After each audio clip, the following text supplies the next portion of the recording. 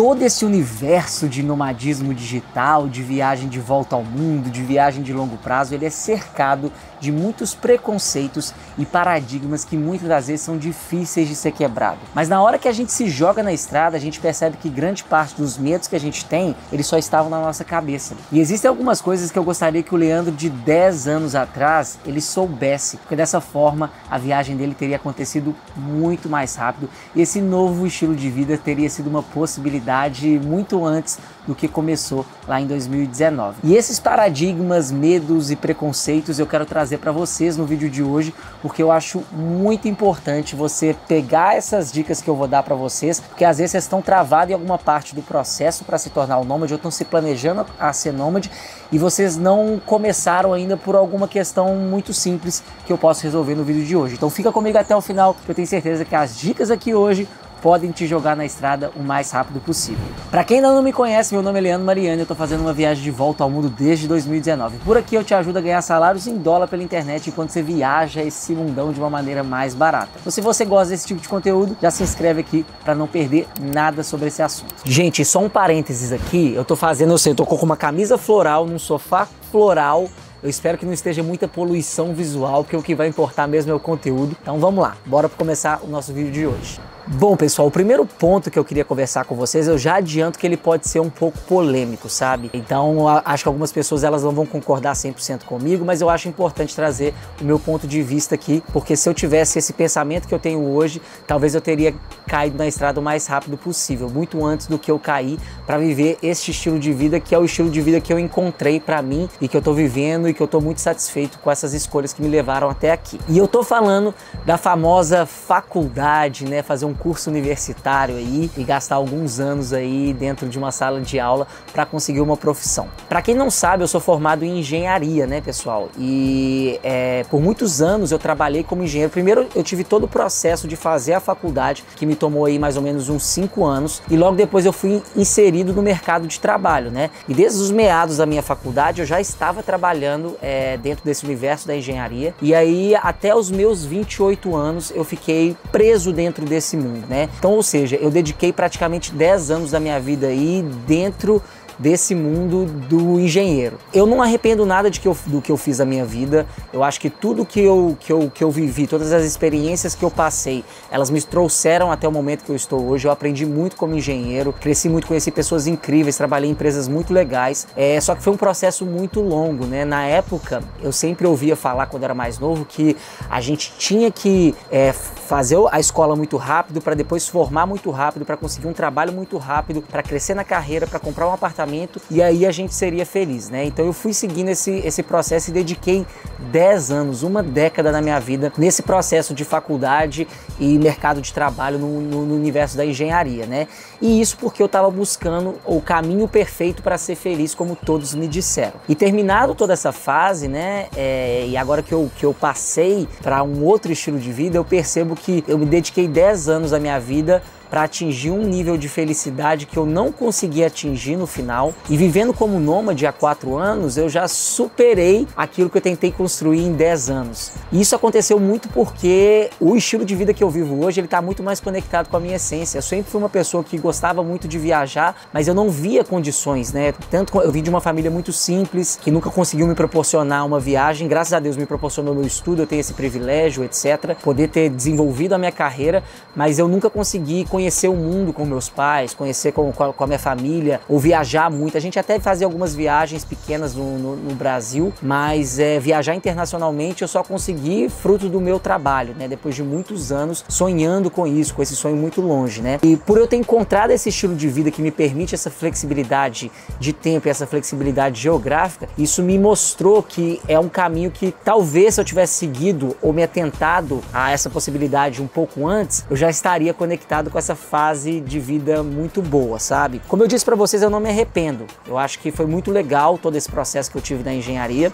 mas se eu voltasse no tempo, né, se eu tivesse uma máquina do tempo, talvez eu teria me alertado um pouco antes que existiriam outras possibilidades, né? Mas o que eu trabalho, eu não tem nada a ver com engenharia, né? Eu lembro que um dos maiores medos que eu tinha antes de começar minha viagem de volta ao mundo, que no início eu não planejei ser nômade digital e sim planejei fazer um período sabático, meu grande medo era assim, e como é que vai ficar minha carreira? Eu vou paralisar minha carreira por um tempo e como é que eu vou me reinserir no mercado de trabalho. Essa era uma das grandes questões que eu tinha antes de começar a viajar e que hoje eu percebo que estava na minha cabeça. Porque qual carreira que a gente está falando? A carreira de engenharia? Essa carreira eu não quero nem olhar para ela mais, ela está no passado, não é o que eu gostava. Eu trabalhava 14 horas por dia, eu me estressava muito no ambiente de trabalho. Muitas das vezes eram insalubres, né, pelo nível de estresse que a gente tinha, pela carga horária de trabalho que eu tinha. Eu não conseguia me dedicar para minha vida pessoal e só focava na minha vida pessoal. E hoje o meu trabalho não tem nada a ver com engenharia, né? Eu tendo feito engenharia ou não tendo feito nenhum curso da faculdade, eu conseguiria estar na mesma posição profissional que eu me encontro hoje, né? Eu teria feito outro curso, etc. Eu me encontro na mesma situação. Inclusive, para quem quiser saber, né, como é que eu trabalho, qual que é o meu estilo de trabalho, eu tenho um vídeo que eu vou deixar aqui linkado na descrição que vocês conseguem enxergar que não tem nada a ver com engenharia o que eu faço hoje, né? Então, agora eu tô, através desse ponto, por que eu falei que ele é polêmico? Eu tô desencorajando você a fazer uma faculdade? Não é isso. Não estou de maneira alguma desencorajando vocês, porque de certa forma isso me deu uma bagagem profissional também, mesmo que não é a área atuante que eu tô, mas eu aprendi muito sobre organização no mundo corporativo, sobre finanças, né, sobre como organizar as minhas coisas,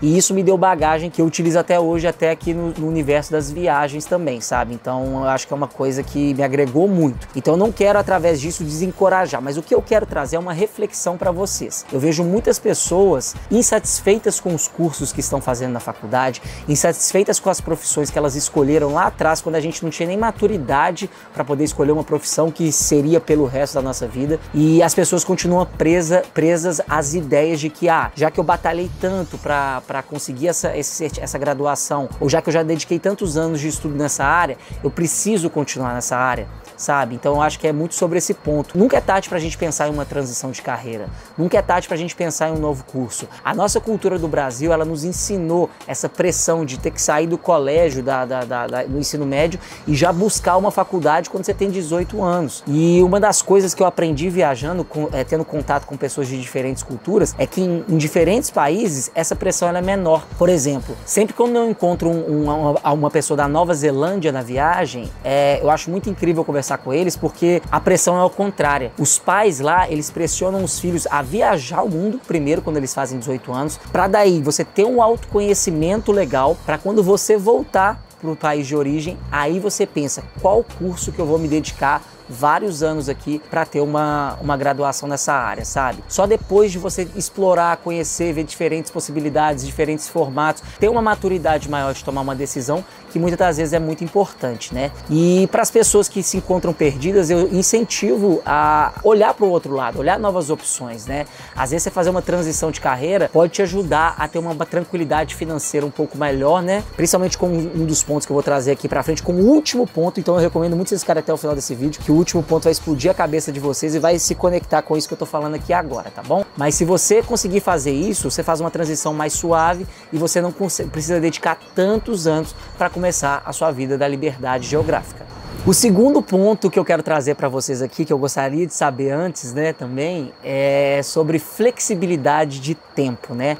Muito se fala no universo do mundo do nomadismo digital sobre flexibilidade geográfica, de viajar o mundo, conhecer vários lugares, trabalhar em cada hora num canto, mas pouco se fala sobre flexibilidade de tempo. Quando eu comecei no universo da engenharia, eu já disse para vocês que eu trabalhava 14 horas por dia, tendo muitas reuniões. Eu tinha que bater o meu cartão às 8 da manhã, teoricamente às 5 da tarde eu estava liberado, mas eu acabava trabalhando até 10 horas da noite muitas das vezes. E por ter muitas reuniões, por ter esse horário fixo, isso me tirava a flexibilidade de focar na minha vida pessoal. Por isso que eu balanceava muito mais a minha vida profissional. E hoje em dia, a flexibilidade de tempo é um dos itens mais importantes para mim na hora de definir uma profissão. Nomadismo digital não é uma profissão, é um estilo de vida. E dentro do nomadismo existem diversos formatos de trabalho. Então, para mim, hoje não faz sentido eu chegar aqui para vocês no canal do YouTube, nos meus conteúdos, indicando qualquer trabalho remoto.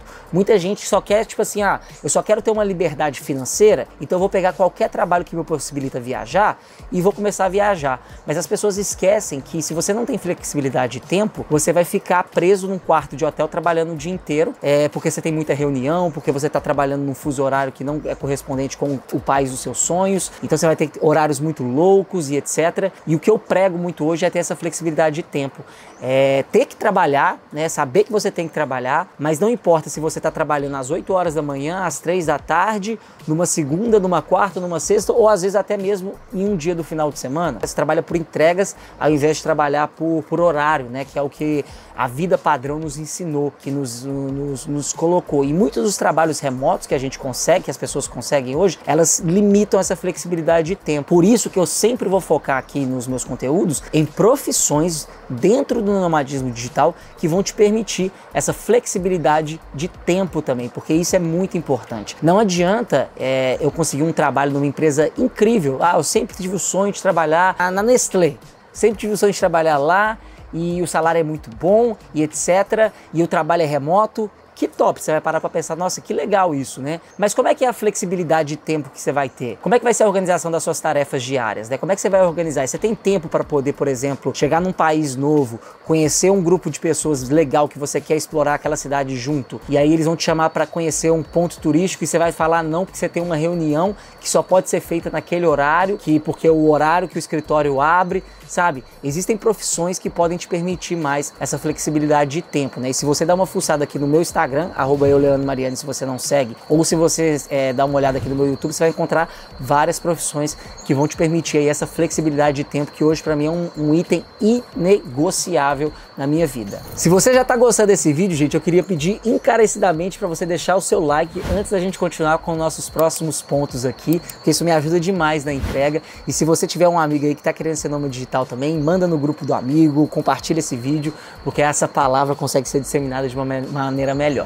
Um outro ponto que eu acho muito importante na hora que a gente pensa em nomadismo digital, ele está relacionado ao nosso roteiro e ao tempo que a gente fica em cada um dos países. Quando eu comecei a planejar minha viagem, gente, eu planejei ela de uma maneira muito rápida, sabe? Eu queria conhecer tantos países, a gente está falando de 200 países aí no mundo, e a gente quer conhecer muitas das coisas num tempo muito curto. Então a gente começa a encaixar um monte de coisa, um monte de país aí, e acaba que você vai ficar, se você quiser conhecer tudo naquele período curto de tempo, você vai ter que ficar uma semana por país. E quando você trabalha e viaja ao mesmo tempo, isso se torna muito estressante, sabe? Então a gente precisa entender que como nômade digital, se você quiser manter um equilíbrio, uma saúde mental, você precisa se dedicar a ficar mais tempo nos países, conhecer mais aquela cultura, viajar mais devagar. Isso vai te ajudar tanto no seu bolso, que você vai ter menos investimento em deslocamento, como avião, ônibus, trem, etc. Porque você não vai estar mudando de cá para lá o tempo todo, e você vai ter mais tempo para se organizar. A gente precisa lembrar que como nômade digital,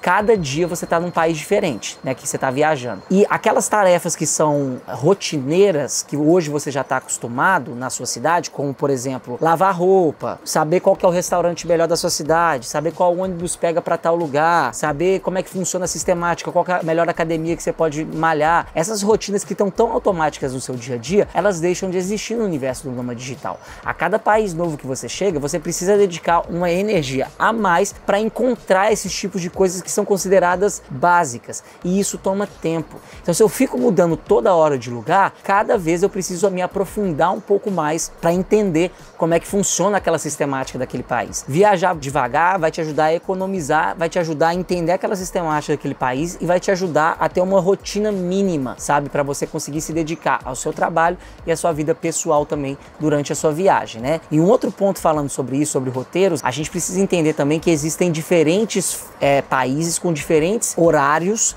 e com diferentes custos também. Existem regiões do mundo que são mais baratas, por exemplo, o Sudeste Asiático. Só que o que você tem que levar em consideração quando você vem para o Sudeste Asiático? A gente está aí 10, 11, 12 horas de diferença do Brasil. Será que esse fuso horário atende às suas necessidades profissionais? Aí a gente tem continentes que tem fuso horário um pouco menor, só que é um continente mais caro, então provavelmente se você estiver querendo viajar barato, você vai ter que fazer algum trabalho voluntário para poder diminuir os seus custos. Se você não sabe o que é trabalho voluntário, eu vou deixar aqui linkado no card também para você assistir depois desse vídeo. Mas você precisa adaptar a sua viagem para poder economizar, né, também durante esse processo.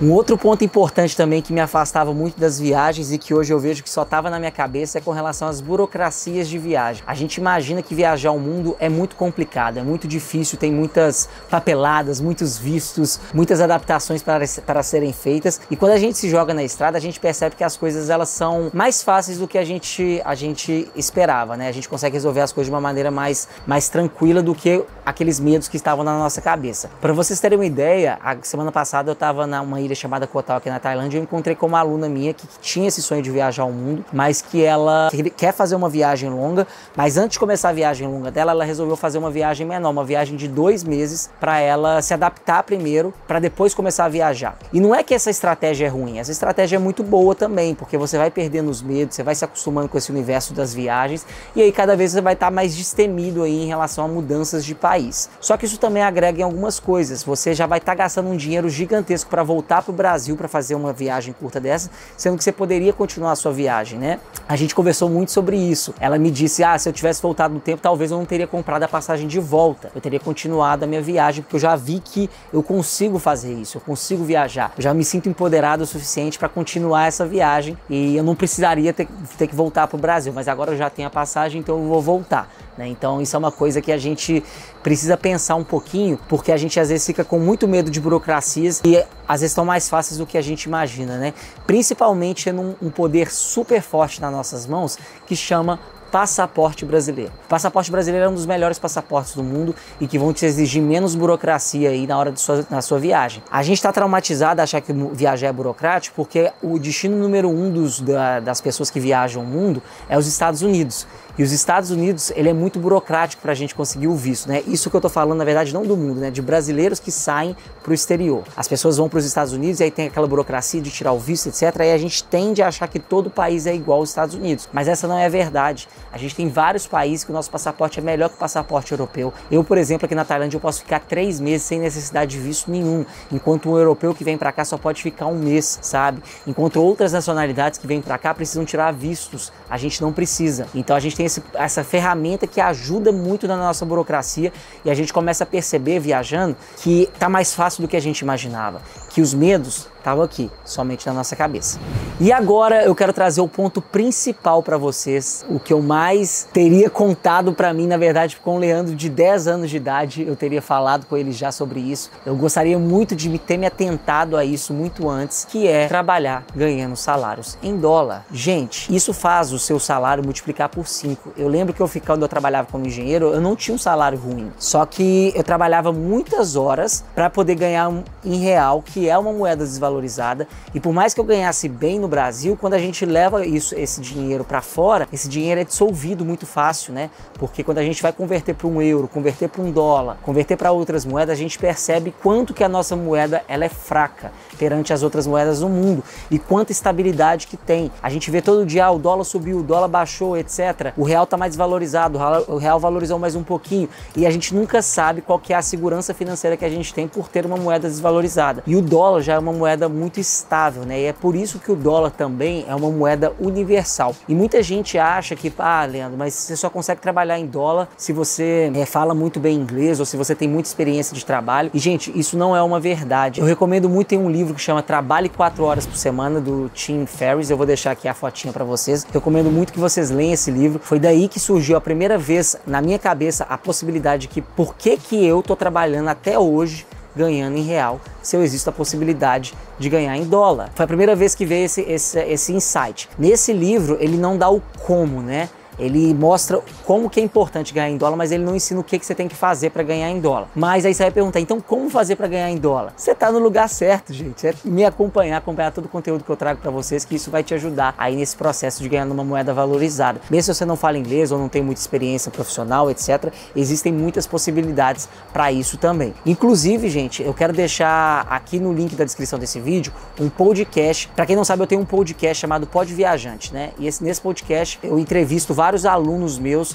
que estão viajando em diferentes formatos, viajando barato, ganhando em dólar pela internet. E recentemente eu fiz uma entrevista com uma querida que ela explicou como é que ela não formou na faculdade, ela estava trabalhando, ganhando um salário mínimo e como é que em pouquíssimos meses, quando ela começou a ganhar em dólar, ela saiu do salário mínimo para ganhar 8 mil reais mensais através de trabalhos que ganham em dólar. E olha que ela está no início da jornada dela, ela acabou de entrar nesse universo de ganhar em dólar, sem muita experiência e etc. E ela contou toda essa jornada. Eu vou vou deixar o episódio linkado aqui na descrição desse vídeo. E eu peço para vocês se inscreverem na plataforma de vocês aí, se você usa Spotify, segue esse podcast que eu trago sempre episódios novos lá. Avalia com 5 estrelas, que isso me ajuda demais também na distribuição desse podcast. Então é isso, pessoal. Espero que vocês tenham gostado do vídeo. Se vocês gostaram aí, como eu já disse, deixa o like, manda pro seu amigo, se inscreve no canal e me deixa aqui nos comentários uma sugestão de vídeo para os próximos temas que eu posso trazer aqui para vocês. Então é isso aí. Um grande beijo e até o nosso próximo vídeo.